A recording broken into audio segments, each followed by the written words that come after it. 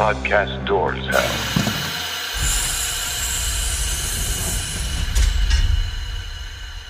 It's Kubrick's Universe, the Stanley Kubrick Podcast.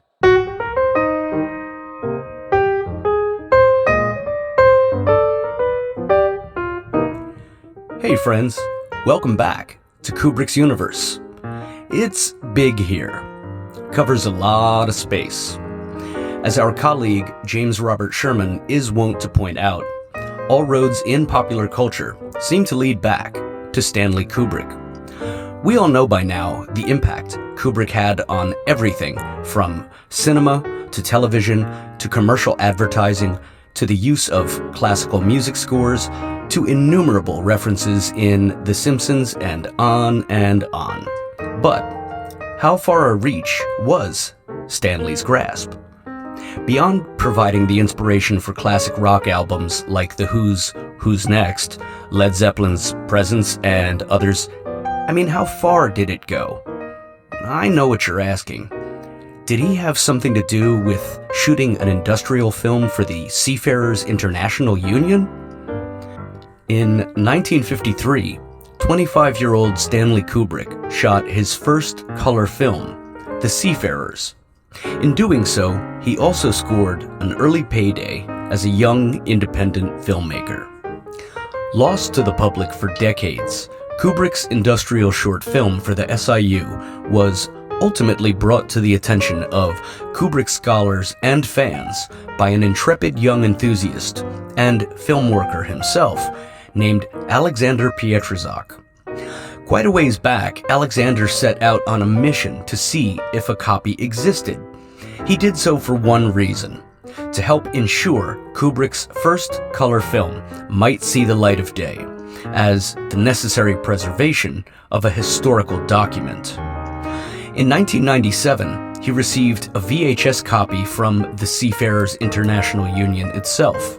He learned that the original production company had long gone out of business, with all its assets liquidated. Turns out, the short film had been, quote-unquote, discovered by a man during an inventory screening in 1972. Alexander remained tireless in his efforts. After engaging in a ton of correspondence and meeting with disappointment along the way, long story short, Alexander persevered. And we fans of all things Stanley are grateful. This episode takes us back a bit into our own vaults, as Alexander was kind enough to be an early guest on Kubrick's Universe. Among other stories, in this episode, we'll hear Alexander share his tale of why it was important to him personally to be given the blessing of the Kubrick estate to release the short film, to how the Seafarers went from near total obscurity to finally being made available by the U.S. Library of Congress through archival restoration. Indiana Jones himself would be proud. We'll also hear excerpts from the rare audio commentary track on the Seafarers DVD provided by actor-director Keith Gordon and Roger Avary of Pulp Fiction screenwriting fame. There might even be a personal connection from Alexander's childhood to a film Kubrick would make 20 years later. Did young Alexander cross paths with Stanley on the set of Barry Lyndon? Well, you're gonna have to stay tuned to find out. So let's get into it, shall we?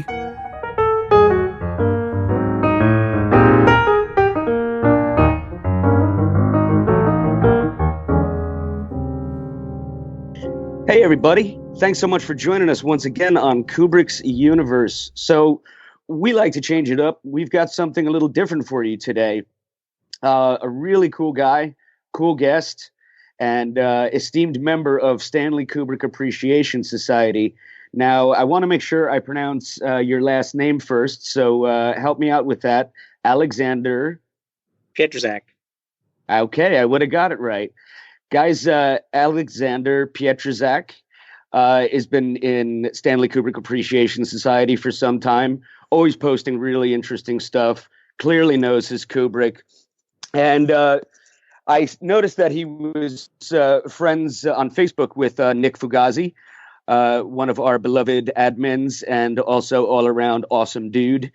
And we were chatting. I said, tell me about Alexander. He seems like a really cool guy. He said, oh, he's a great guy. He knows so much about Kubrick. He's funny. We have, a few side conversations or whatever.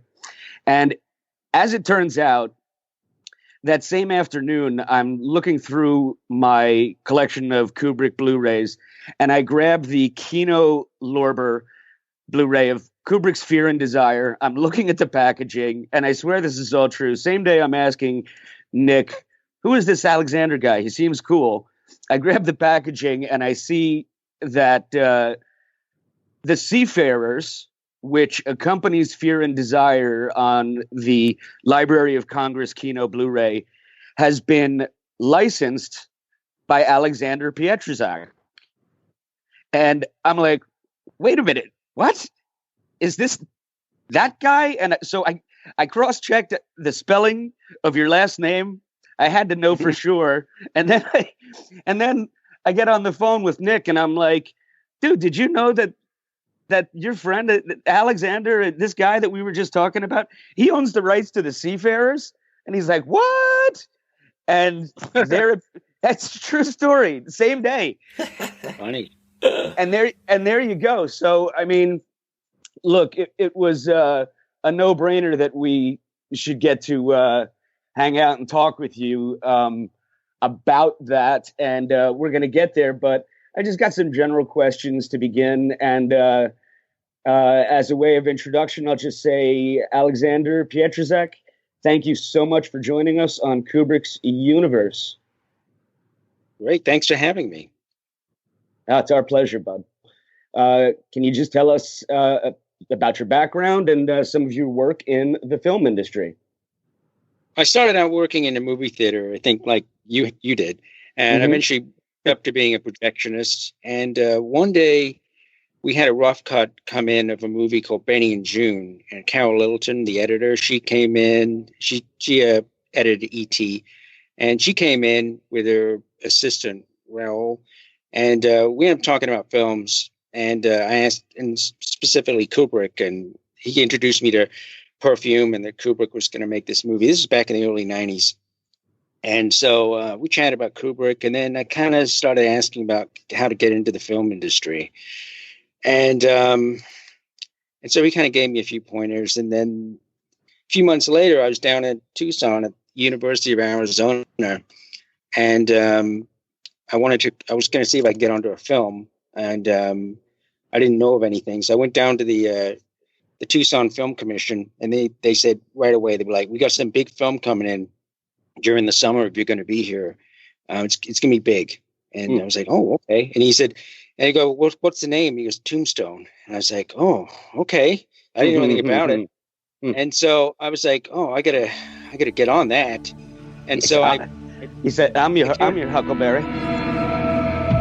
It was a place where a man could start over, where a fortune could be made. They say every town has a story. Tombstone has a legend. Who is he? That's Wyatt Earp. Made a name for himself as a peace officer. I heard of you. I'm retired.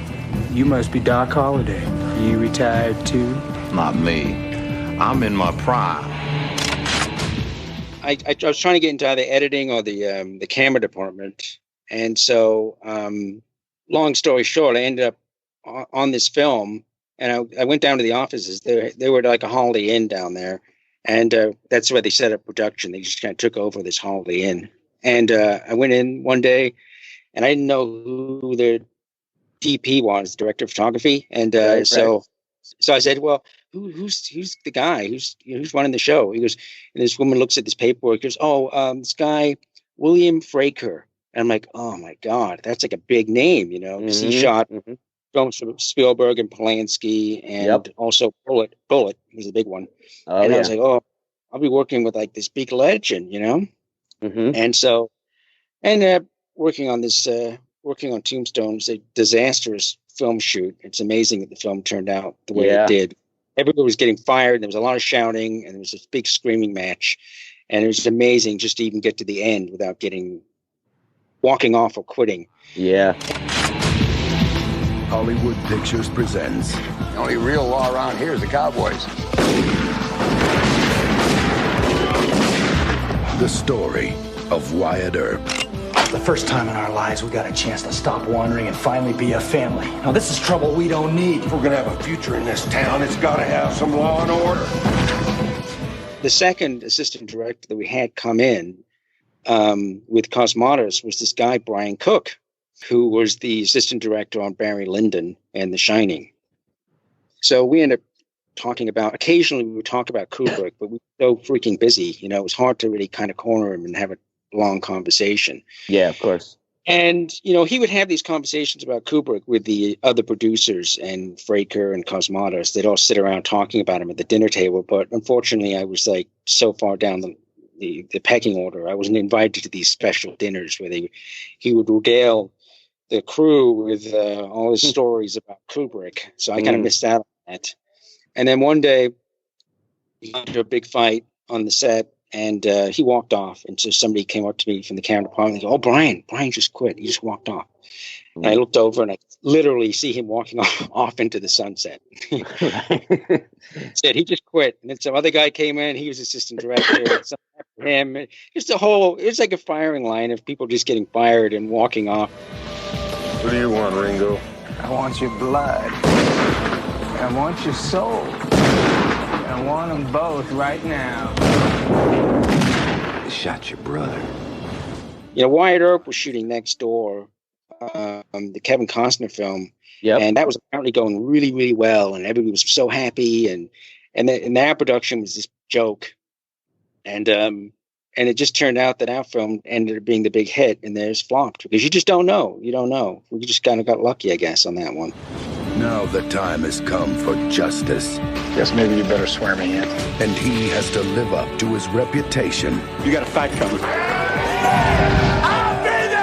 one last time. None of your problem, Doc.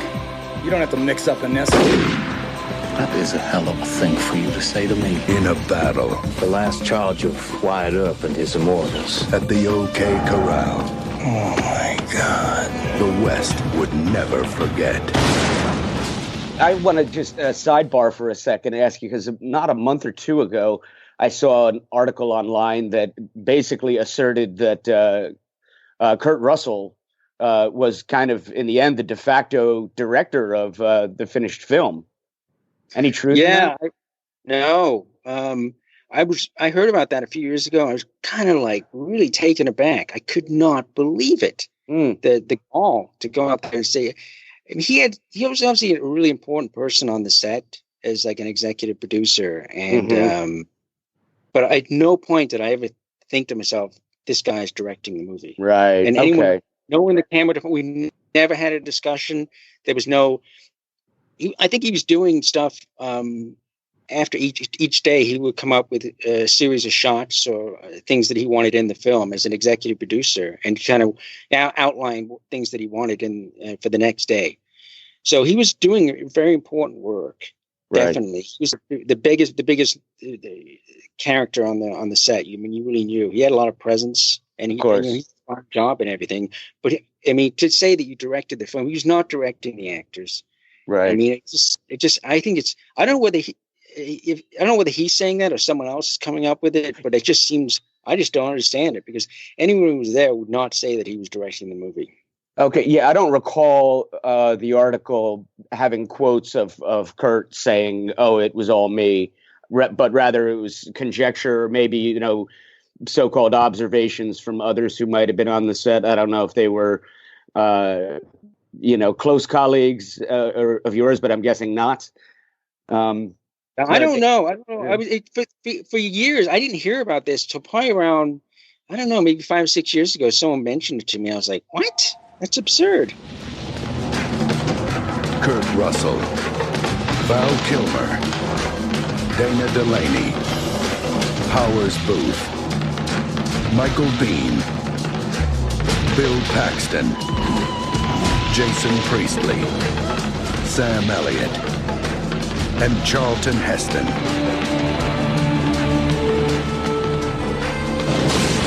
You tell them I'm coming, and hell's coming with me! Justice is coming to Tombstone. I heard that Synergy, the production company, when they brought in Cosmatos, he kind of really needed a directing gig, and that was part of the deal. I'd heard this later on. I don't know how true it is that he'd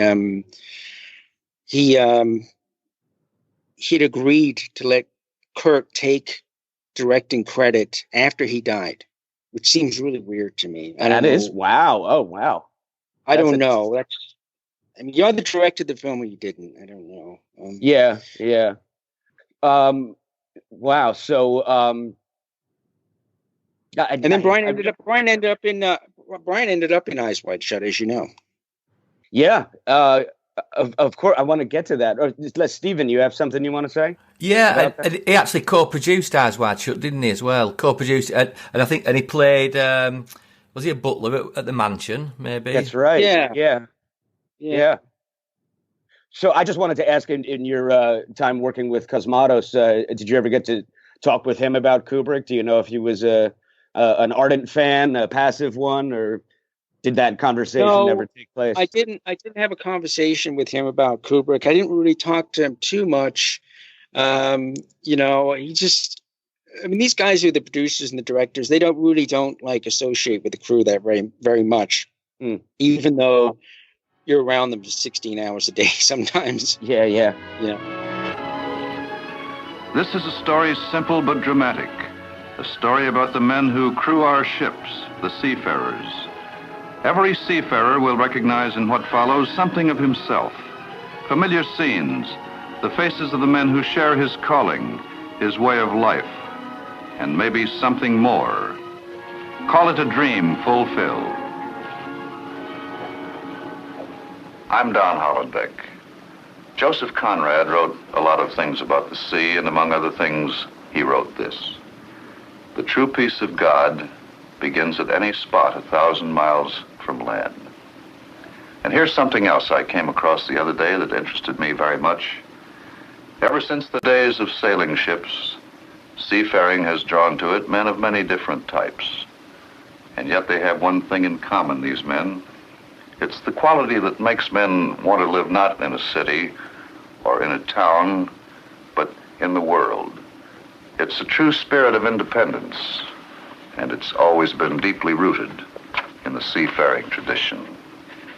And now to go on with this little essay, nobody knows better than a seafaring man that any man, however independent he is, isn't entirely independent. He's a member of something larger, of a family, of a community, of a nation. Or bring it back to seafaring. He's a member of a crew of men like himself, banded together for one essential common purpose. Now, the picture you're going to see now is the story of men who are banded together for one essential common purpose. This is a vital story in their daily lives and their achievements. It's a proud story, made possible by the deeds of seafaring men. It's the story of the SIU. So after that, when I was on Alt Movie Doc Kubrick, the kind of the news group during the 90s, I was on there all the time, and we would always talk about the seafarers. It would come up, and it was like, we're never going to get to see it. It's just like a done deal. No one knows where it is. The Library of Congress has a print. We're just never going to see it. Just don't even. It's just not going to happen. And so I was like, it seems crazy to me. There's got to be at least one print around somewhere. I was really kind of, at some point I ended up I called them up one time and didn't get anywhere. And then I waited a year or two. Around the time Kubrick died, it was like before that or just after it or something. So I called over the Seafarers International Union, which is now in Piney Point, Maryland. And so I kind of got bounced around the phone one day, and they ended up, this woman says, they have an AV department. I go, oh, that sounds promising. Okay, well, put me through to that person. So I talked to this guy, Harry Geiske, and surprisingly, he knew what that film was right away. Wow. I was like, I'm getting a little warm here. And he goes, I'll get a copy on VHS for you and put it in the mail. I was like, what? Oh, it was that easy. Wow. So I'm like, oh, I'm the first person to see this fucking thing. And so it arrives and I'm watching it. And then I'm like, okay, this is great. And then I call him back up. And he goes, I started inquiring actually about getting it onto DVD. That was like my thing. I immediately was like, I need to acquire the rights. So whatever I have to do, I'm going to give it a shot. And then at that point, he said, well, we acquired all this stuff recently through a liquidation of the original production company. I forget what the name of it was. And it all just arrived on a truck one day. And it had the original camera negative that Kubrick had spliced, all the outtakes, everything. What? Yeah. That's so crazy. He offered it all to me. He says, you can have, you can. And I said, I was like, oh my God, this can be amazing. Oh my God. And so I was like, I'm going to put all this on DVD. And to some people that might not seem very interesting, because I've mentioned it a couple of times to people and they're like, well, why would you want to look at that? Who cares about that? But it's the whole process of making a film. And I thought this could be kind of fascinating. So this is kind of where it gets weird and interesting. So after offering it to me, I call him back the next week. He goes, I can't find it.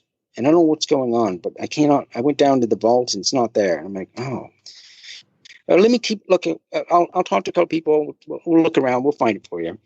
So, okay. So this went on for a few months and it was like, it's just not showing up. And he's like getting concerned. I was like, I don't understand because we've seen these film cans around. It's like they just like disappeared. So a thief in the midst. Around this time, that's when I first started hearing that Leon Vitelli had been instructed by Kubrick in his will to destroy all the, outtakes and negatives and everything. And so I'm like, I wonder if he had something to do with this, because around that time I contacted the estate and I got on the phone with Anthony Frewen and we had like several conversations over the course of over the months about, because I wanted to kind of get signed off on that official Kubrick estate approved kind of DVD. I didn't want to think that it was some fly by night thing. Right. It kind of meant a lot to me to have it. So they signed off on the artwork eventually and all that kind of, even the back of the text, they kind of looked at it and was kind of, we went back and forth and they came up with suggestions between Jan Holland and Anthony. So I never did get that footage, and it was never turned up. And so the outtakes, the spliced in, wow. And it was just one of those strange things where there was just never any clear answer about what could have happened. Beyond, I mean, it's not like someone took them and then they made money off them, because they've never like shown up. Yeah, right. It would have surfaced by now. And so I think when I spoke to Tony, he said, yeah, I have a VHS copy of the Seafarers. I guess he'd been in touch with them around the same time I had. And so I was like, okay, so they've already touched base with the SIU. And so they had this VHS copy. And at that point, I had a couple of prints of the Seafarers that had been sent to me. So they wanted to use one of those prints for a Life in Pictures, use some clips of the Seafarers in the documentary. And so I was like, okay. So I sent my print over to St. Albans, and I also sent some of my Barry Lyndon posters to get them signed. Of course, you got to get a little something for yourself. Yep. And so, I mean, at that point, it became evident that there had been some communication between the SIU and the Kubrick estate. And so I was thinking, these prints, were these outtakes, all this raw footage, they must have either been sent to England to be incinerated, or someone high up, way above the AV department, was instructed, made some sort of side deal where if Kubrick dies, you take that footage and you chuck it in a lake or something. But it just does not exist anymore. So that was the end of that. But then I just kind of had to move forward, getting the Seafarers on to DVD. And at that point, I was like, well, maybe I could get Day of the Fight and Flying Padre on there as well. Kind of, because the Seafarers by itself didn't seem to was not very substantial. Right, and those are his first two RKO shorts. And so I got in touch with RKO, and they didn't really know who even owned the rights to them. So they pulled a copyright report, and they were nice enough to forward it to me. And I couldn't, honestly, it was really difficult to read it all. It was just pages and pages of stuff. I still really couldn't figure out who owned the rights. So at the last entry on there was some sort of legal thing, and I was like, I don't know whether that's Kubrick or not. And so I just called up Tony Freeman and kind of we got into a conversation about Day of the Fight. And based on things that he was saying, it became apparent that they did own the rights. Because I was kind of hoping to do this without telling them I was doing it. So maybe I could I didn't want to alert them that I was trying to acquire the rights to those two films. Right. Because they could have just been like, they could have put the kibosh on that, you know? Yep. Right. That's smart on your part. Absolutely. Yeah. So it didn't really end up working. I kind of offered to work with them about it, but they kind of thought about it for a few weeks, and then I kind of got a no on that. And so I was like, okay. Jan just said, oh, I kind of just do exclusive deals with Warner Brothers. Which is fine. You know, they have a contract with Warner Brothers. I'm just some little guy. So, you know. Yeah, you pulled it off. I mean, and in the case with like rare, historical documents of pertaining to Kubrick, it's the case of like, hey, 1 out of 3 ain't bad at all. You got the Seafarers. So around this time, Columbia Pictures heard that I had the Seafarers, and they were doing the Dr. Strangelove documentaries. I forget the name of them right off. We're gonna get to that. There were 2 documentaries from the year 2000, and it was called Inside Dr. Strangelove. Something, yeah.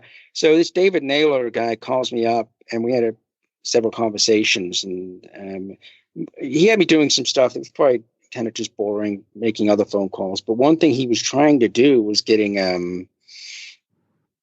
the British Film Institute had the pie throwing scene. They had that, and I guess they'd screened it a couple of times. Wow! And so he was thinking, oh, I'm going to get this on the my DVD. I'm the director. I'm going to get it on there. So I guess he called up Jan Holland, and they kind of got into a couple of fights about it. Oh, and Holland just didn't want to cooperate. And Naylor just could not believe that he didn't want to like work with him on this, big feature. Well, as we understand it, Jan being the executor of his estate, like he's, his charge is pretty much to follow to the letter the wishes of Stanley's will. So, yeah. I mean, just to give him the some deference and benefit of the doubt, if he was, being, combative or obtuse, I'm sure it was, out of loyalty to his brother-in-law. But yeah, no, that's interesting. And you received special thanks and editing credit for the Columbia documentary Inside Dr. Strangelove. Did you not? Yeah, I did. I can't remember exactly everything I did on that, but I know that there are several things that ended up in the documentary that I sent them. I think the Look magazine and the Fear and Desire stills and some other stuff.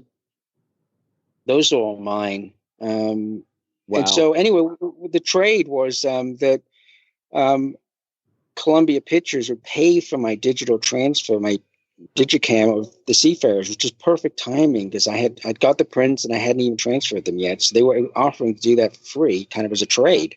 Wow, cool. I'm like, oh God, that's just like perfect bit of timing. Huge.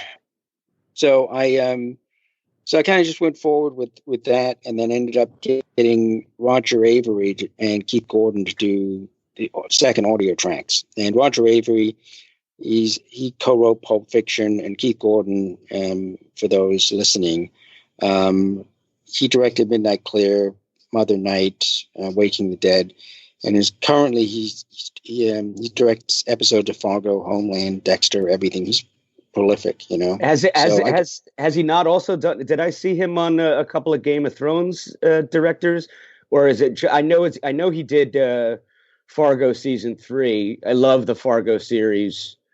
But anyway, yeah. I mean, and for those listening, Keith Gordon has also been a lifelong Kubrick fan. He played.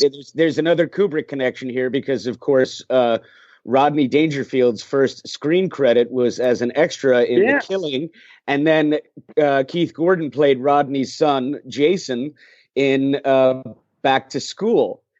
And he was also, and he was also, according to Nick Fugazi, was also very active in the alt.movies.Kubrick days, back when Rod Munday founded that. And Nick and Keith had quite a bit of correspondence for a long time. I think it's great to see how he's, transformed himself and really made one career leap, a massive one. I mean, he was in, people forget, he was Angie Dickinson's son in Brian De Palma's Dressed to Kill. Right. And he's almost like a Kubrickian, like a young guy he's got all these, audio and video equipment gears, and he's a teenager with his own little laboratory in the basement. Kind of like Stanley, you picture him. I'm Keith Gordon. And I'm Roger Avery. Most sources seem to say this was the third film he ever made, and was an industrial that he did basically because he needed a job. We all need to make money. We all need to make money. Kubrick never really talked much about this movie. In fact, I don't think he ever talked about this movie. I've never seen an interview where he has acknowledged its existence. Even in all the books I have, and I have tons of books on Kubrick, there's generally just a passing reference to this project. Yeah. As a precursor to... Well, I have a feeling it was something that was done so that he could earn the money to make Fear and Desire. Even his shorts, even Day of the Fight and Flying Padre, were subjects that he found and things he wanted to do. This was...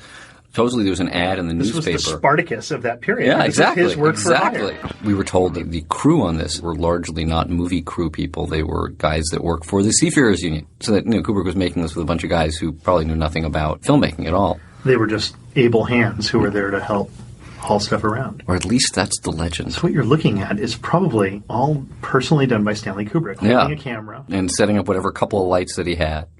And I guess this was all shot in Brooklyn. The actual building itself was the Brooklyn Seafarers office. It'd be interesting to know if it was his choice to do it in color, though, or if they just said, when we want this in color, of course. Because everything he'd done up to this point was black and white. I'll bet my bottom dollar that, Kubrick insisted on doing it in color. Really? Yeah. See, I would bet just the opposite. Well, he had done his first two films in black and white. Right. Day of the Fight and Flying Padre.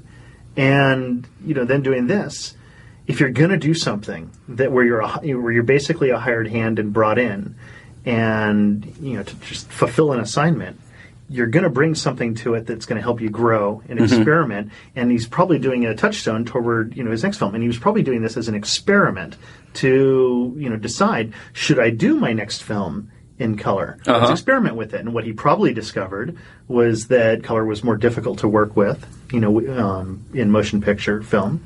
And probably didn't have the latitude. He probably couldn't do the kind of lighting that he was accustomed to. It's interesting. Well, on a shoestring. That makes a lot of sense. I mean, my instinct would have been that they would have said to him, we have to have color because we want it to look modern and we don't want it to look...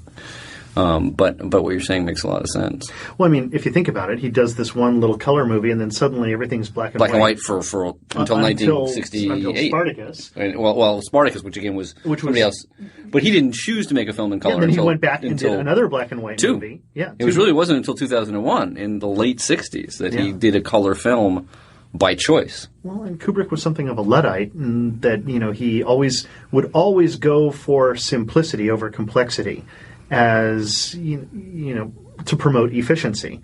And with efficiency comes control, and you have a far greater amount of control with black and white, but you don't know that until you do something. And so this may have been the catalyst that led to a string of black and white films to follow, except for the one movie, Spartacus, where he didn't have that choice, where it wasn't his choice. He was brought in weeks before they in which case, one could make an argument that this is an incredibly important film, because if you think of how utterly gorgeous Strangelove is, and Lolita, and Paths of Glory, and how awful it would have been if those films were in color. Yeah. If Seafarers did nothing else but save us from the color versions of those movies. Yeah, and I would say that this was probably his experiment. I mean, I know that if I was hired to do something right now, like an industrial, I would try to get something out of it for myself. Mm-hmm.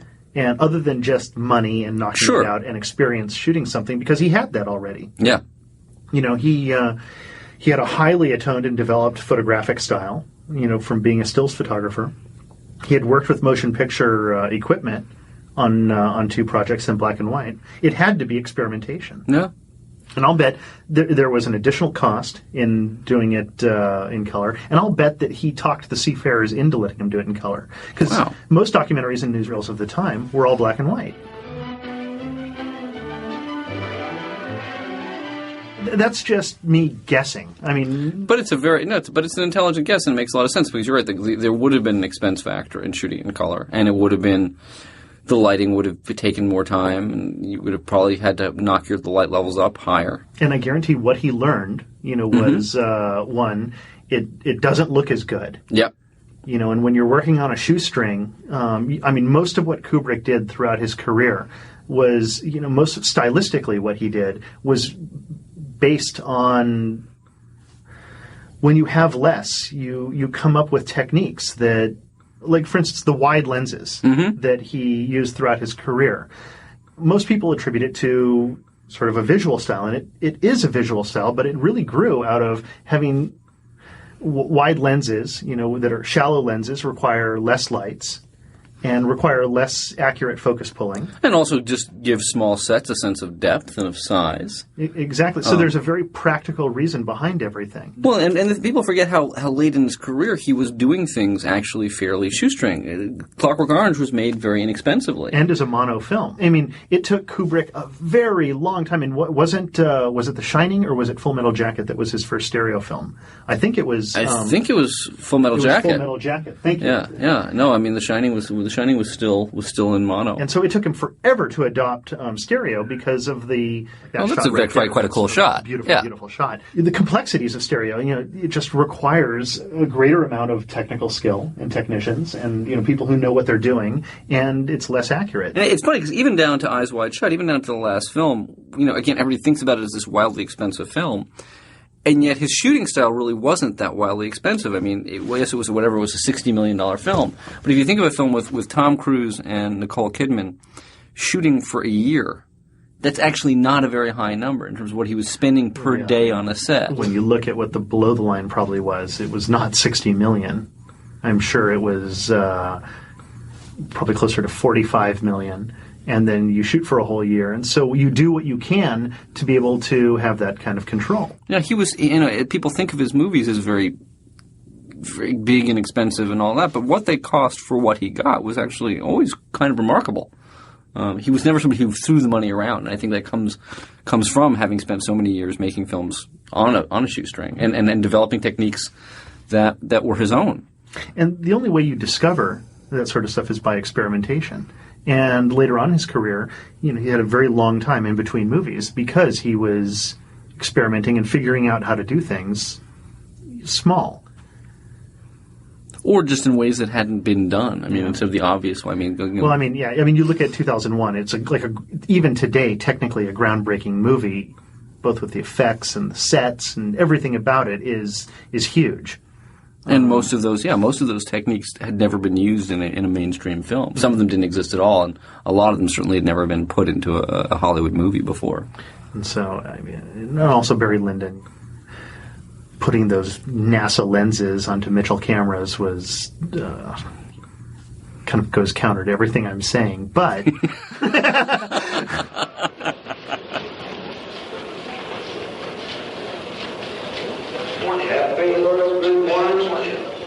The question I asked myself was, would Kubrick want anyone, let alone me, sitting here talking about his work when he wasn't talking about it? The reason I'm here is because it's a historical document. Yes, I think it would be terribly unfair to judge it on an artistic level, and I think he'd be horrified at the thought of people doing that. Or analyzing it. Why did I never see any of this early stuff? Why did I never see Fear and Desire as a young boy and always wanting to see it? All I could ever get was like a still or two and then people describing moments from when they had seen it. And just years and years went by, and finally I got a really, really bad copy of this, and I got a really, really, gnarly copy that was unbelievably bad. It was like looking at a just staticky screen of Fear and Desire, and just trying to, even looking through what the 20th generation tape that I had to try to interpret what I was looking at. And, why was this stuff not made available? And the answer is... Well, I guess the answer is that Kubrick just didn't want it to be, but that to me is sad and, strange in a way. It's something I've never understood because... Well, have you ever had any of your work that, anything that you've done that you've been embarrassed of? Sure. Oh, I can give you a list. But to me, the value of somebody who's a great artist and even seeing even their missteps is just of great value. And I've never quite understood the logic of, I want to bury the fact that this exists. Because for anybody interested enough that they're going to sit down and watch Fear and Desire 50 years later, or the short films 50 years later, people aren't looking to judge Stanley Kubrick and, is he really good? Those are people who are watching with already a great deal of passion and interest. Covered that subject. All of us have had our say. It doesn't look to me like the greatest documentary for seafarers. To me, it looks like they're all just sitting around playing games and eating food, getting free haircuts and whatnot. My only guess looking at this is that they're aiming this film at the sailor guys themselves. I mean, this wasn't a documentary. When you're not at sea, you can actually, sit around. Sit around, and they're half-naked women, and you can play some games and have some drinks. And, I don't think that's the thing. It's an industrial. It's not a documentary. His family... when he is likely what I see is somebody who's coming up with practical solutions to get the job done. It's really interesting, actually. It's like looking at a mind in process. It's like looking at the early charcoals of a great oil painter.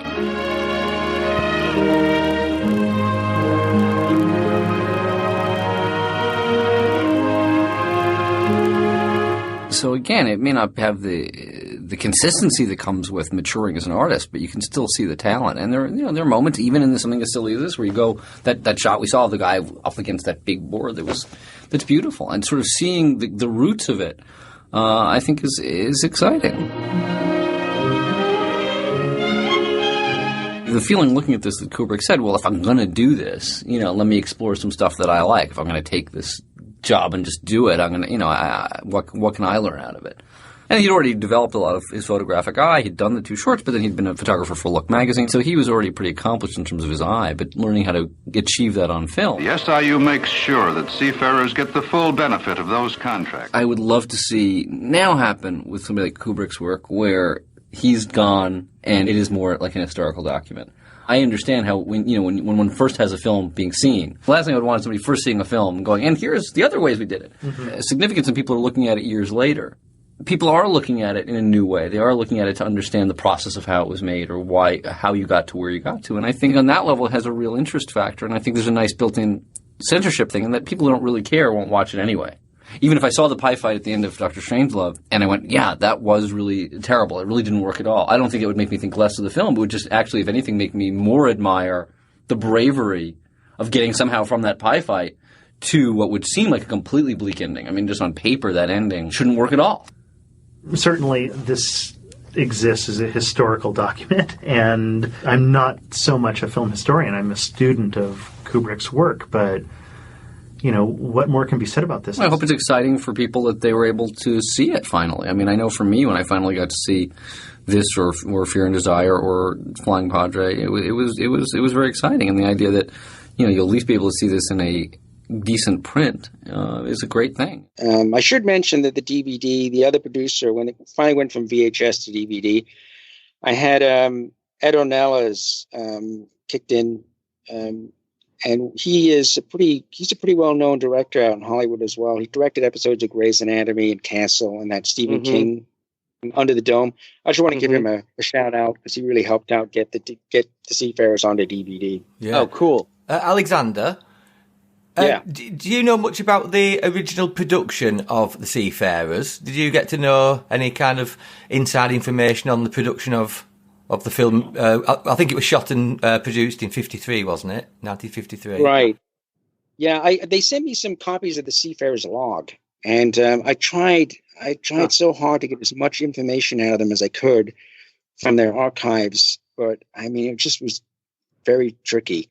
I know that when I spoke to, do you know who Frank Tomasino is? No. I forget. I don't know whether I pronounced his name right, but he's the gentleman who first discovered the Seafarers as a credit for Kubrick back in the early 70s. And he'd been asked to go over to over the SIU and kind of like catalog all their little films, the little documentaries or whatever. And so they screened them all, and he's watching Seafarers comes up, boom, sees the name Stanley Kubrick. He's wow. like, what's going on here? And this, I think he said, I spoke to this guy on the phone a couple of years ago. He's a professor down in Florida. And he said, oh yeah, Stanley Kubrick. Yeah, he came in and shot that movie. He was, and they were like, oh, he was great. I mean, the guy who was featured in the Seafarers, I can't remember his name. The guy who works there, he was like a big deal. Anyway, it's been a while since I watched the documentary, to be honest with you. I got so sick of hearing about the Seafarers. When you're so involved in it, you just put it away at that point. And I think his name is Lester or something, but he had said that, oh, that guy's going places. That Stanley Kubrick, that kid came in there and directed that film. He really knew what he was doing, because he basically did everything himself. He used the Seafarers log as like his little crew, and he kind of trained them how to do things, I guess, with the clapperboard. And he just banged out that whole production. You know, he'd seen, I think it's kind of well known, Kubrick saw that ad in a paper to write that little film. And and they just hired the right guy.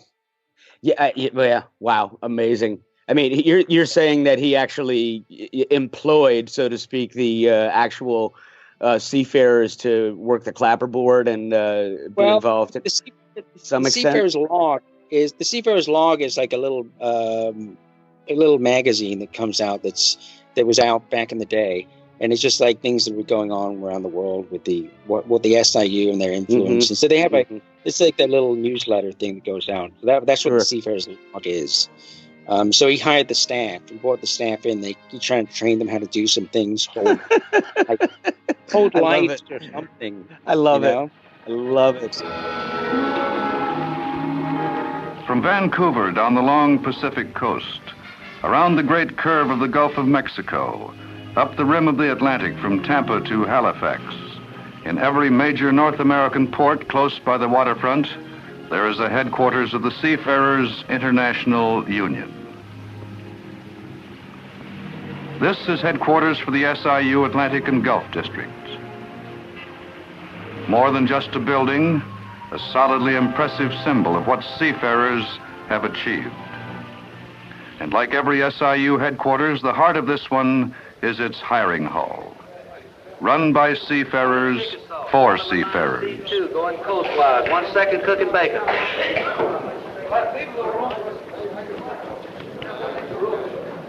Is there any more? Have a book, Group 1, April the 16th. Book, Group 1, April the 16th. In this SIU hall, as in others, seafarers can pick berths on ships of many types, going almost anywhere in the world. Antwerp, Cape Town, London, Marseille, Singapore. You name it. Picking his destination is the right of every seafarer. And sometimes more than a right, a duty. In the great seafaring tradition, a duty voluntarily assumed.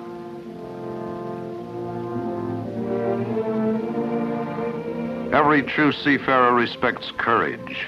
The courage of men of all national origins and religions that has created seafaring tradition and built the SIU. It's essentially kind of a corporate. In England, we'd call it a corporate film. It was kind of. Kubrick was hired to make a corporate film, essentially by a corporate organisation, rather than being a creative, narrative-driven film. Yeah, that's just. I'll just mention that for the listeners who might not be aware of what it's all about. And Don Hollenbeck, if I'm not mistaken, he was a fairly used voiceover guy for, as you say, corporate films and stuff.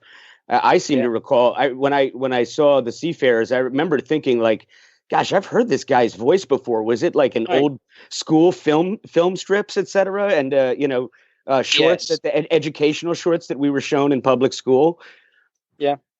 That must have been Don Hollenbeck. His voice just struck me as so familiar when I finally got around to seeing the Seafarers. But hey, I mean, he ain't no Hollenbeck girl. So, all right, sorry. Yeah, and I mean that opening dialogue that Don speaks. It's quite a long, it's probably a couple of minutes long, and it doesn't look like he's looking at an auto cue, and it's all one take. So it must have been fairly versed in learning these long monologues. So I'd imagine he'd done quite a bit of this narration prior to the Seafarers. Interesting. It would be cool to find out if Hollenbeck at any point later in his career, after Kubrick had established himself, made the connection and somebody, just brought to his attention, hey, did you know that that voiceover you did for the ISU was directed by Stanley Kubrick? Stanley Kubrick? You mean the guy who made 2001 that, I just took my wife and kids to see? That would have been cool. I mean, who knows? But I can't help but speculate at some point if that came to his attention, I'm sure it would have blown his mind. But I think it's really cool that you point out the way that your professor friend in Florida, I believe it was, you said that he was just like, oh, this kid's going places, because there do seem to be a number of recollections from others and people who were around during the days of him making the shorts.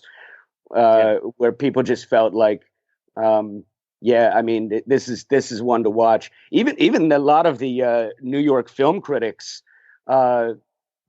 appreciation for Fear and Desire, although it wasn't, doing particularly well at the box office, and of course we know that Kubrick tried to disavow it for many years, etc. Mm-hmm. And now it's shown in art house films in New York City and Europe, all the time. But there were articles I read in this book or that book or, online where, there are actual critics' reviews of Fear and Desire from, mainly New York critics. And they're all saying the same thing. They were like, Stanley Kubrick is a name to remember. This young man is someone to watch, and we expect, some really interesting things from him in the future. I just love that, because, the world of his shorts is kind of in its own right, a standalone thing in his canon of his body of work.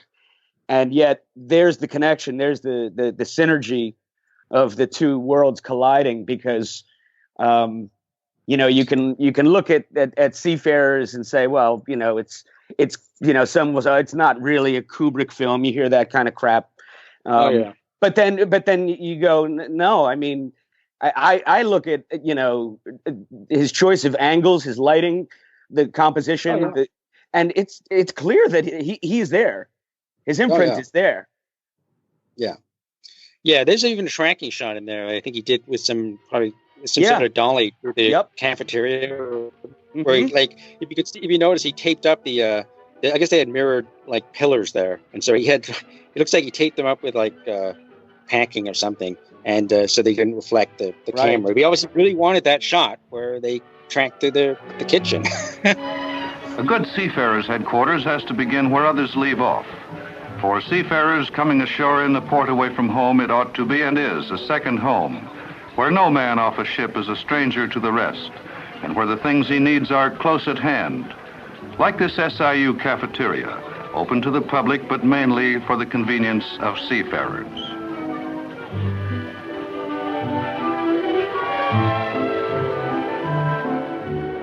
A little while later, when Blu-ray started coming out, I got a call from Kino Lorber in New York, and they wanted to put the Seafarers on their Fear and Desire disc, and which is great, perfect timing for me, because I just kind of run out of the DVDs, and so I was thinking about the Blu-ray, but not really into it. But so they called, like, they kind of offered a deal, and I was like, oh, that's great. They'll just take it off my hands, and they can go do whatever. And And I mean, they're such a great company. They did a brilliant job with Metropolis recently. And Oh yeah, I own it. So I talked to this gentleman on the phone about it, and I said, you know what, you really got to get Day of the Fight and Flying Padre on this disc. And the guys didn't know what those were. And so we had a chat about them, and I was like, you've got to do it, because I couldn't pull it off, but maybe you can. So I gave them the contact information for Freeman, and I guess they worked it out, and they were willing to put it on that Blu-ray. Although for some reason didn't get the American disc does not have those two films on there. I don't know why they didn't end up on there. So if you want to get Day of the Fight and Flying Padre on Blu-ray, you're gonna have to get the Region 2 European edition. Is that wow? Is that so? I did not know that. I mean, of course, I have the American. I didn't know that the European. Well, there you go, Stephen. You've got an exclusive that I can't get my hands on. Yeah, well, I've got that version. That's cool. Yeah, we've talked about this before. And I can't believe that never came up. That there's a difference between the two. No, I didn't. I had no idea either that they weren't on the American version. I just assumed they were. Mine only has the Seafarers. I mean, I'm looking at the Blu-ray as we speak. Wow. So when it came time to license it to Kino Lorber, and they reached out to you, you said that they offered you a great deal. I'm just curious, as an outsider to the industry, like, how does that work? In the sense that, like, did you sign a one-off deal, but get to have your name as licensed by Alexander Pietrzak, or do you get residuals? Yeah, how does that? I signed a non-exclusive deal with them, so I can do whatever I want with the Seafarers if I so please. I also signed another contract with them if they wanted to do something about it worldwide, put it on TV, and I would get residuals from that. But they had some new management come in over there, Kino, and they just didn't go forward with that after the Blu-ray came out. So, if they ever want to put it on television internationally, I guess I could make some money off that. But so far, they haven't done it, and I don't know. I just sort of out of my hands now. Do you have any recollections about how you felt when you got approval from the Kubrick estate? Like, what were the final steps in that process? And I imagine you must have, been over the moon, so to speak. I guess it was around 2000, maybe. I didn't really need their approval, but I wanted it. Good man. That was the situation. It just meant a lot to me, because I think that people would have seen that on their video store and shelves and thought maybe it was a little iffy. And to have them approve the artwork and the text and meant a lot to me. And they were enthusiastic about that, because it's there and it's part of the canon. So when I first sent that artwork that was used with that silhouette against that huge board, they had some ideas about really punching up that artwork. It initially looked a little bit more subdued, and so they had the idea about having that little orange, that red sort of circle at the bottom, really punching it up about what it was on there. That came from them. They were like, you should really sell this thing up a little bit more, because I was being a little low key, Understated. I was. It was a great feeling to have them kind of approve it, and I even got a print signed by Christiane. She sent a print to me. Time. So that was cool. It's that same one that you had, Stephen, that you posted yesterday. That's when he's sitting out there in the. Yeah. Well, I can speak for Stephen when I say that, it speaks very highly of you that you would go the extra mile to get the blessing of his estate and his family. Because, I mean, as you know, like in Stanley Kubrick Appreciation Society, if there's one mission statement above all of our others, it's that, were just about, honoring and respecting the legacy, always being respectful to his estate and the family. And I personally just think that's really cool that you had the chance to put it out on your own, but you said, you know what, I'd feel much better, and then they came back with enthusiasm. That's its own kind of cool story to me, man. Yeah, thank you.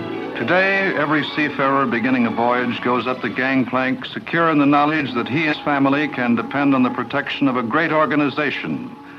An organization the seafarers themselves, with their own intelligence and effort, have brought into being.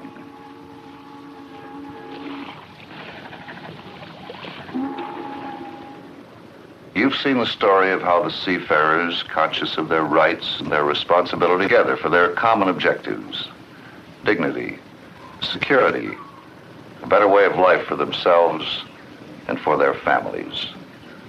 This is the story of the SIU.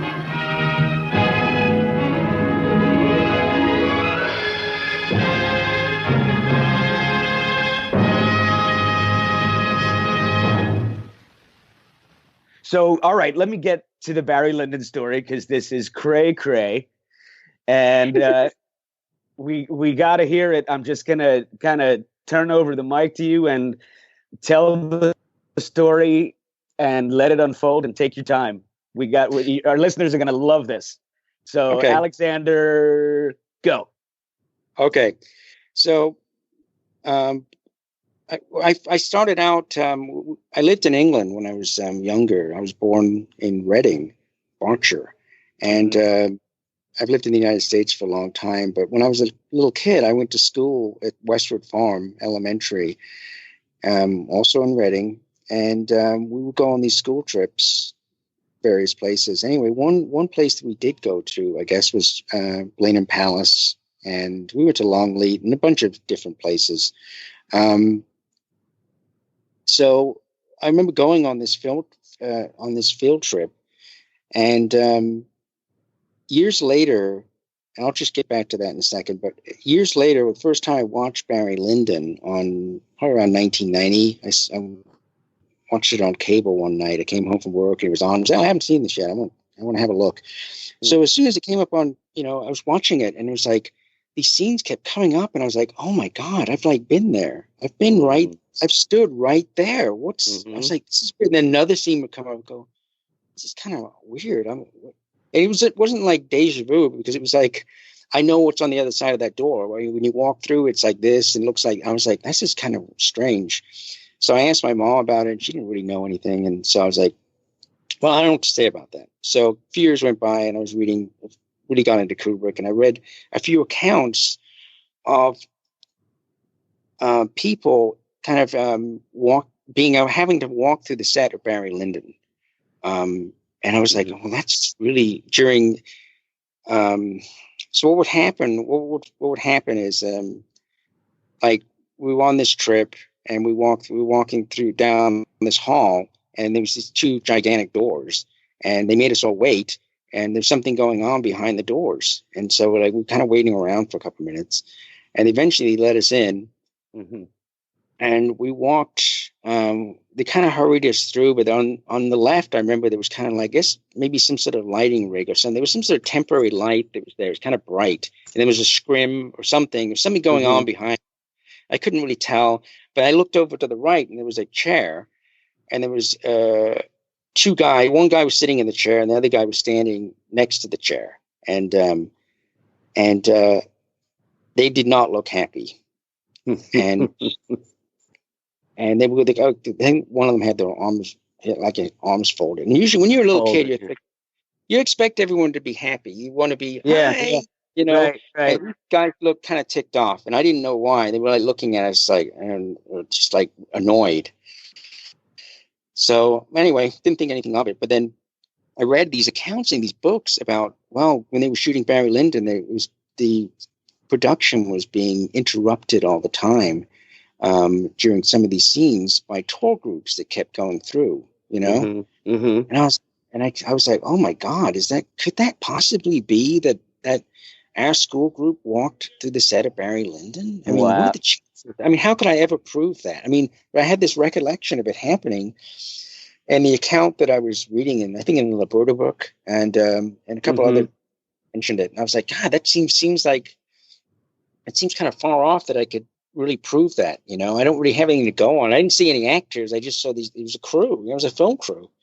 And so I contacted around 2000, I don't know, 3 maybe. I contacted Blenheim Palace, and I was like, maybe they have a record. Maybe they have a record of who visited the schools, and just a record with the projections that were shot there during that period. They were great to deal with. They were really nice people, but they didn't really have any kind of record of any of that. So I was like, well, just forget it. And I said, it's possible that I was on the set. And so a couple of months ago, it came up again on your news group, and I was like, you know what, maybe it's time to start digging around again. So I went onto Blenheim's website, and they've really expanded it. And now they have a section just on films, and they have a PDF of all the films and TVs and TV shows that ever shot there. And I was like, oh, this is great. Well, that wasn't there before. And the only thing during that period that's listed now is Barry Lyndon. That is it. Wow. There's nothing else. There's something like 72 that wouldn't have counted. And after Barry Lyndon, the next film that shot there was 1980, the early 80s, the Mel Brooks film History of the World Part 1. Oh, no kidding. Oh my God. Huge fan. Yeah. So there's nothing else it could be unless there's something that's not listed on there. That they just forgot about or something. Yeah. There's a chance. There's a chance that I got to walk through the set of Barry Lyndon. Possibly. Quite possibly. Well, now that brings us to, an interesting moment and or opportunity with the podcast, because this is going to be on iTunes and it's going to be out there for posterity for all time, theoretically. So, I would love it if you would repeat the name of the school where you were at, the year, and that initial information you brought up, because if there is anyone out there listening who can corroborate, perhaps an old classmate of yours who was there, I mean, this would be great, not just for, anyone else to know, but specifically you, man. I would love it if we could help you find out for sure. Yeah, well, the school was Westwood Farm Elementary. It's in Berkshire County, Reading, and both of the places we went to, Blenheim and Longley, they're not that far on the map from the school, so it wasn't like some big trip out. I mean, it was just a day trip, and I don't really remember much else that would be useful. I remember there was kind of like some big trucks parked out front at some point, and I could see that there's some sort of production going on there when we were going through this tour, and so there is a chance that we walked through the set of Kubrick set, and possibly got maybe a scowl from Kubrick himself. We don't know. That's so funny. If only I could prove it.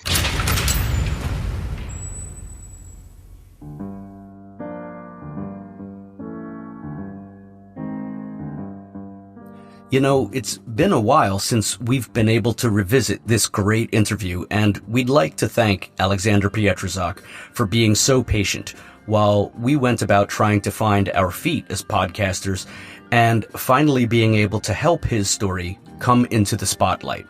I had forgotten Alexander also had involvement with one of the quintessential documentaries on Dr. Strangelove. Just goes to show you what can unintentionally get put on the back burner while, as John Lennon said, life is what happens to you while you're busy making other plans. But from acorns, mighty oaks grow. And it was mighty cool of Alexander to share such a truly unique story as his efforts to save Kubrick's third short film from the dustbin of history. We're glad those efforts were successful. We hope you are too. Kubrick's universe really does encompass land, space, air, and sea. This interview was recorded back in 2018. 3 crazy years, 1 horrible pandemic, and a beautiful new rover named Perseverance searching for water on Mars later we are proud to help Alexander bring his important contribution into the discussion of all things Stanley.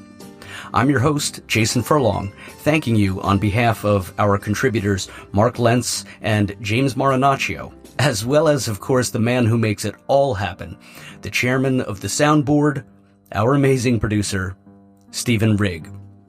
Until next time, keep your rudder amidships and the bow pointed due north.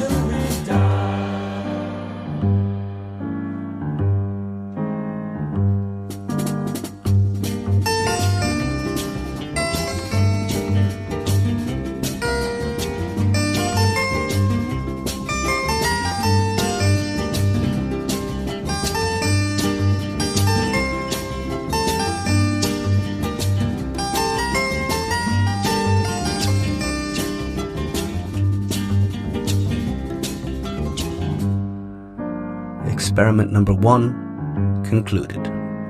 Number 1, number 1, number 1, number 1, number 1.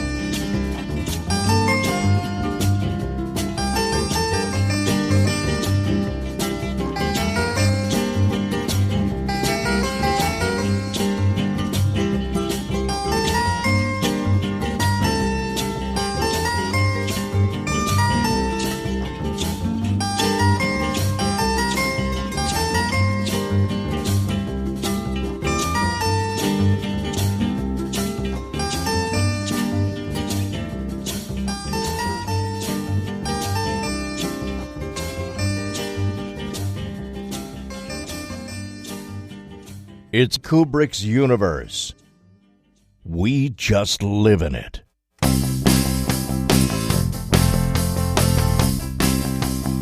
We have taken very thorough precautions in this podcast against broadcasting anything which might only be attributed to human error. These guys aren't scientists. They're making it up as they go along. Thank you for listening to the Stanley Kubrick podcast. Come back soon. It was real nice talking to you. Bye. Over and out. This show comes to you from the Stanley Kubrick Appreciation Society.